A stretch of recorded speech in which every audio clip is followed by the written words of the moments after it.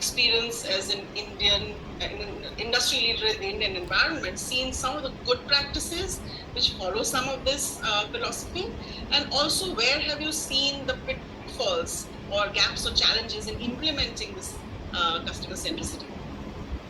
So, would you like to take that? Yeah, sure. So, first and foremost, I think I must compliment Ajay for a very, very insightful presentation on what customer centricity is all about.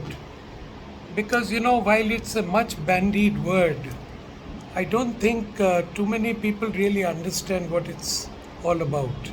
And I'll give you a very simple example, which to my mind embodies customer centricity as we heard from him, but which was something I experienced way back between the period 1990 and 96. So we are really talking about an experience which is 32 years old. So it's that long back. Just to give you, I'm trying to keep it short. The is basically a very strong anecdote on customer centricity. I used to be the marketing head for a company called Indian Organic Chemicals. It was a Chennai-based company, but headquartered in Bombay. And it was one of the first polyester manufacturers in India. They used to make polyester fiber, filament, and later on became the first people to make polyester chips for the bottles, polyester PET bottles as we came to know. They also went on to make the first PET bottles in Asia. So it is a very interesting and a very innovative company with a good legacy. Now, this company had a very big customer. One of their, let's say, fountainhead customers was Raymond's. As Raymond's is well known, I don't think needs any introduction. It's a very large company. Now, I was perplexed when I saw the relationship this company had with my company, Raymond's and us. It was like a symbiotic relationship.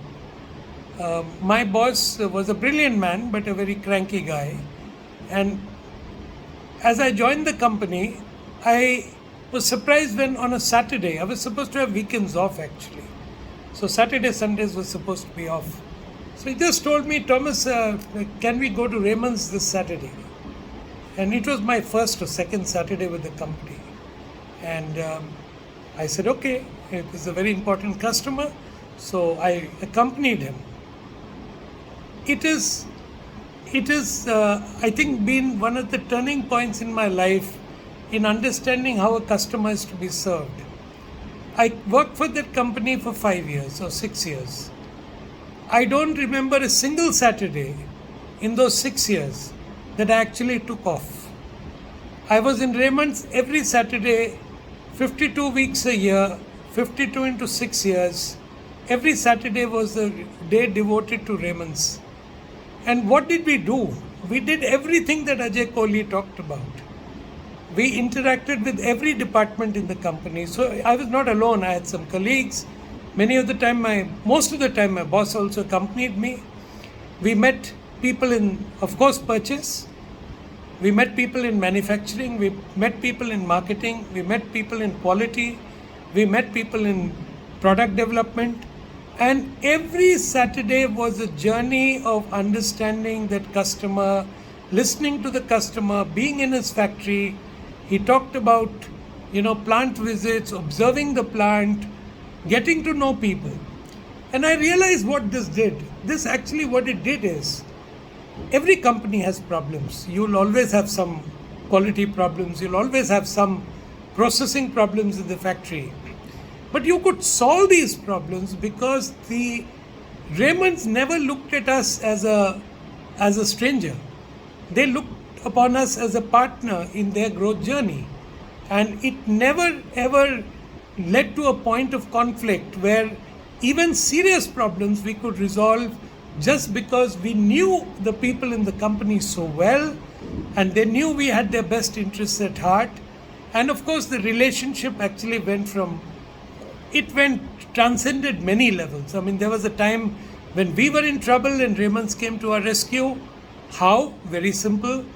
They said, okay, we know you need money to run your company. Give us an invoice for 3 months. With whatever you supply to us, whatever you know you've been supplying for years, we were the predominant suppliers. We almost, I think, occupied 80-85% of the market share. We had very strong competition from ICI, who were originators in polyester and nylon, and then of course we had Reliance, but we still had almost 85% share. So they said, make out an invoice for 3 months sale and we'll give you the money up front. So this, when I hear about customer centricity in today's context, I always think to myself that people really don't understand what it means. You can imagine, for me and my family, it was those 52-week Saturdays, which I never took for 5 years, were spent, devoted and invested in a company like Raymond's. And it paid rich dividends for both the companies. It was literally co-creation with the company about new products, how to resolve issues, how to jointly market new products. So, to my mind, I think everything that Ajay Kohli said is something I experienced 32 years ago. And therefore, over the years, when I've seen companies, large corporates, talk about customer centricity, I always have a smile on my face because I experienced it firsthand more than 3 decades ago. So coming to your other question, Anjali, whether what is it that companies do? So let me give you here another anecdotal example. About 5-6 years ago, our chairman, who's really a visionary, Mr. Kumaramangalam Birla, he launched what is called the Customer program. Very interesting concept. He said, your real boss is not me. And he actually kept an empty chair in a conference room and said, that's your boss. And that was the empty chair that Ajay Kohli talked about. And he said, that's your boss. That's your customer. So that's why the word customer came. And a whole program came into being to understand the customer's journey, his buying journey, to understand his pain points, and to know that we are not just a supplier of product and services. We've got to become an integral part of his business and become a solution provider for him, not a person who just provides product and services.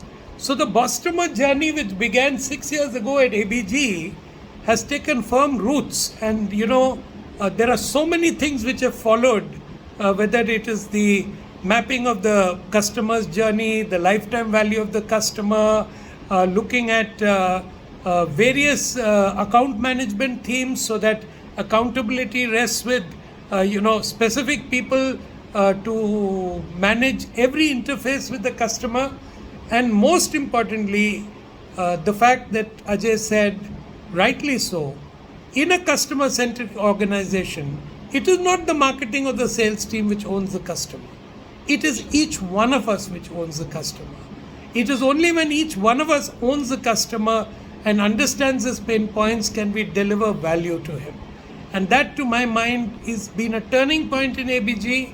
All our companies, all our businesses in different verticals are moving towards being more and more customer centric. And I am hopeful that in the years to come, we will not just be known as a great manufacturing company, but we will also be known as a great customer centric company. So these are some of my experiences that I can tell you personally. These are actually shining examples. So it's absolutely great that you had two organizations where you